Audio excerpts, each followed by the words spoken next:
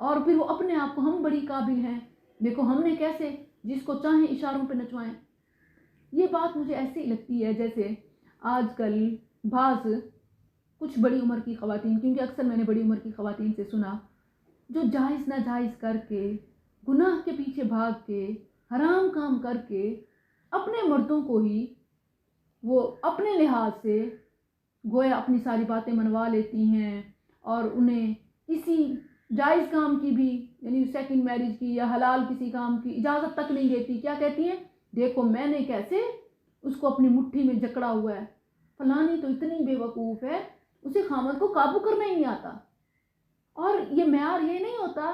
کہ وہ اللہ کے احکامات کی پاسداری کر رہی ہے، وہ اطاعت کے ساتھ وہ دین کے مطابق زندگی گزار رہی ہے، بلکہ معیار ایک ہے کہ ہر طرح سے کسی نہ کسی لحاظ سے بس خامد کو مٹھی میں کرنا ہے،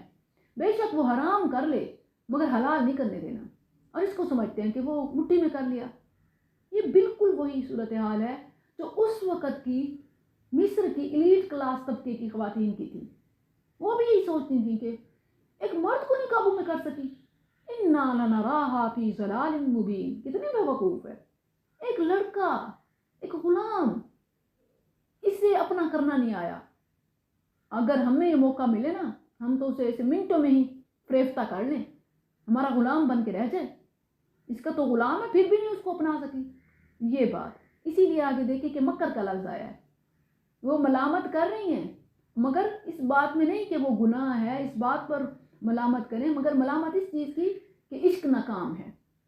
بالکل یہی صورتحال خواتین کہتی ہیں کہ ہر لحاظ سے بس خامد مٹھی میں ہونا چاہیے، اس کو حلال کی اجازت تک نہیں ہونی چاہیے۔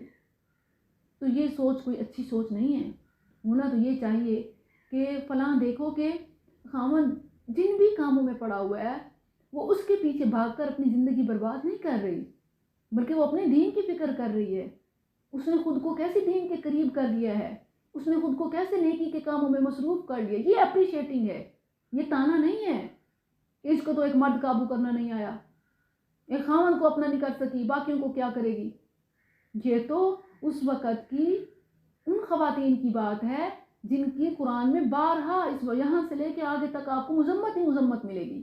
حتیٰ کہ نبی صلی اللہ علیہ وسلم نے مرض الموت میں بھی ان خواتین کا ذکر کیا، اور انداز مذمت والا ہے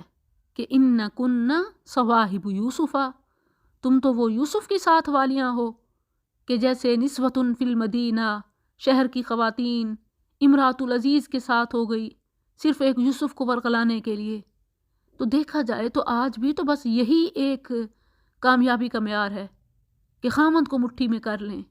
کسی کی دینداری، عمل کی سچائی، رب کی فرما برداری کوئی اہمیت نہیں رکھتی۔ تو اب دیکھ لیجئے کہ قرآن میں تو اس انداز کی، اس سوچ کی مذمت ہے، اور نبی صلی اللہ علیہ وسلم نے بھی تنبیہ کی کہ ان کن صواہب یوسفا۔ تو کسی کو پا لینا، اپنا بنا لینا، یہ کوئی تیر مار لینا نہیں ہے، بلکہ پائیں یا نہ پائیں، محبوب ملے یا نہ ملے، خامد اپنا ہو سکے نہ ہو سکے، ہر حال میں اہم رب کی بندگی ہے، اللہ کی قربت ہے۔